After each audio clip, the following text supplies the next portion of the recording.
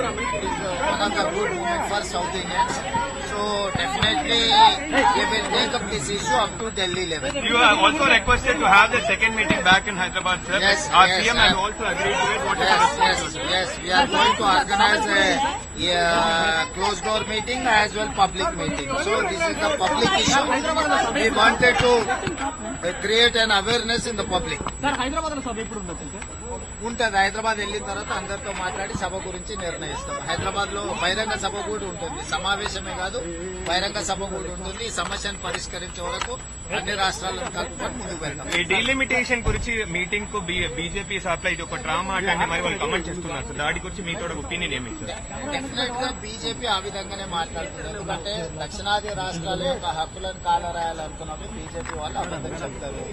BJP వాళ్ళు అబద్ధాలు చెప్పి దక్షిణాది రాష్ట్రాలను మోసం చేస్తున్నారు.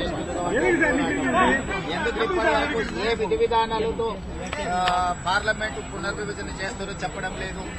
ఎందుకు పార్లమెంట్ లో చర్చ చేయడం లేదు, ఎందుకు ఆల్ పార్టీ మీటింగ్ పిలవడం లేదు అంటే they have their own hidden agenda. BJP wants to complete, they wanted to deprive southern rights. So we are fighting for a cause. Why can't BJP is not saying anything? What are the TIWO on terms of reference? Why they have not disclosed terms of reference? So they have their own hidden agenda.